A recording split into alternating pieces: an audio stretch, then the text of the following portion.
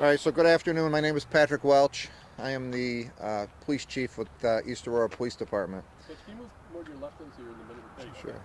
This afternoon, obviously, you're here because there was an incident, and so we can confirm that a single-engine aircraft did crash in the town of Aurora late this morning. Here are the facts that we know them at this time. Okay. The East Aurora Fire Control Dispatch Center did receive a 911 phone call reporting a small plane crash at 11:22 this morning. East Aurora Fire Department was dispatched. The East Aurora Fire Chief was the first unit on scene at 11:29. He reported a fully involved fire. East Aurora Fire Department and Jamison Road Fire Departments responded and realized that this was an aircraft and were actively involved in fire suppression. At this time, we can report that Buffalo Niagara International Airport did put out an alert at 11:16 a.m. for a single-engine plane with mechanical issues. The plane had originated in Lansing, Michigan, and it was en route to White Plains, New York. The plane is a 1979 Beechcraft A-36 with a single engine. There was one soul on board. At this time, I'll introduce the folks here standing with me, and then we'll take questions. This is Chief of Police Patrick Fitzgerald with the Orchard Park Police Department, who assisted our agency today. This is Town of Aurora Emergency Manager Mark Hartley, also Assistant Fire Chief with the East Aurora Fire Department. This is Chief William Major with the Buffalo Niagara International NFTA Fire Department. And this is Lieutenant Jason Booten with Erie County Sheriff's Office. At this time, I'll go ahead and take questions and we'll direct them to who can answer them best for you. Chief, did the pilot lose their life in this? At this time, we can confirm that there is one fatality. At this time, we do not have the identity of the pilot. Are there any ground civilians that were injured or injured at all? So this happened in the area of Stewart Court, as you're aware. It did happen in a small wooded area in between two residences. There are no other injuries. You said mechanical issues. Can you elaborate on that? Right now, that's all we know. We're hearing that the yard behind it was Dion Dawkins' property. Have you any confirmation on that? So, 100 I house address? Yeah, I can confirm that, and you can confirm this through property records, that this accident did happen in close proximity to Dion Dawkins' residence. How long did it take to get the fire suppressed and under control by the time fire crews arrived at the scene? I can't give you an exact number to when the fire was suppressed because obviously with airplane fuel and things, it goes on for quite a while. But I would say East Aurora Fire, a half an hour at the most. 20 minutes to a half an hour. So is there any concern about the oil and fuel that was on board of the plane leaking into the ground, anything like that? So there's protocol for all of that. Chief Major with the airport can probably elaborate on all the precautions and things that are done to take care of that, but we'll be in contact with the DEC and people like that will make sure that anything that's contaminated is taken care of. We did contact the DEC.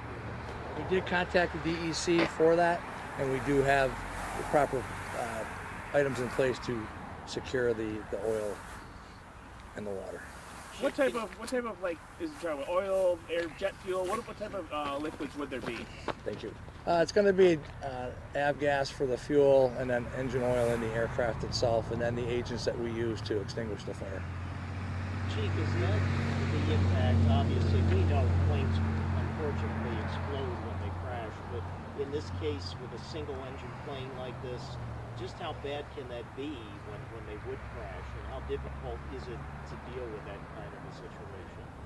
The East Aurora Fire Department and Jamison Road Fire Department did an excellent job extinguishing the fire. Based on its location, it brought a little bit of challenge to them. They were able to use the agents that they had. And then because of the size of the aircraft, there's a limited amount of fuel on the aircraft versus a commercial aircraft. So it gave them that part. Can you talk about, we're hearing that he was diverted toward Buffalo because he wasn't able to make it, and We were notified as the airport fire department for an aircraft alert at 11:16. The protocol is the pilot would call an emergency. He would take to the local air traffic control tower. They would direct him to the closest airport, and we were standing by waiting for his arrival, his or her arrival. At the Buffalo Airport. At the Buffalo Airport, yes, that's the standard protocol. It was for us. It was an alert to first alarm. Do you know why the plane was en route to White Plains? I have no idea. So would he, in that area, do you think, and who knows, this is pure speculation, if you don't want to answer, I understand. Do you think he was trying to make an emergency landing or anything in that area? I cannot speak for the pilot. I just know that he declared an emergency and was coming to the Buffalo Airport at that time. Were there any, this is for anyone here, any eyewitness accounts that you've been able to, anyone you've been able to speak with, any information you've been able to gather that someone may have seen the struggle in the air? So like I said when I started, we did receive a 911 call. The caller did report that he observed a small aircraft crash.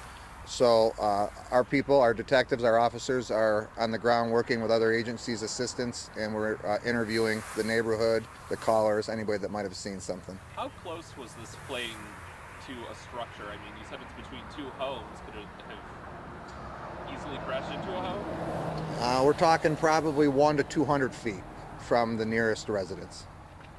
Are there any damages to the residencies around that it was in between? No, the aircraft did go down in a small wooded area in between two residences, and the only damage is to, the vegetation in the area. With the federal investigation underway, what do you want to warn people, the public, to stay away from that area? Obviously? Yeah, as always, in any situation like this, we always recommend that the folks stay away. Allow the people, allow us and the federal agencies to conduct the investigation, so that we can come up with the outcome and finish things out without any distractions. And so far, there's no indication of any, I'm sorry. Anyone want to describe what they saw? Anyone that may have been on the scene when they first arrived? I would say, Could speak to that. Well involved aircraft, that's all we could say. yeah, at this time, it's early. Pretty much, like he said, there's an aircraft that went down, and it did catch fire, and that's what's there. As far as the scene and the debris, I mean, is that closed off? Or, what's kind of the procedure to secure that area? Yeah, it's a live police crime scene. It's being secured by police officers, and it will be throughout the course of the investigation. I was just going to say, there's no indication of any sputtering noise, any eyewitnesses you've spoken to so far. No, Ron, I think the only thing that we have right now is that a 911 caller observed the plane descend from the air. How common or uncommon are these small aircraft crashes in the area? I would say uncommon. I know Chief Major has been with the airport fire department for quite a while. He can probably tell you how many he's encountered in his career. I can tell you that for this year, the airport fire department has responded to 19 aircraft alerts. 19 total. The bulk of them have been the smaller aircraft with the mixture into the commercial aircraft. These happen more often than we would like them to happen.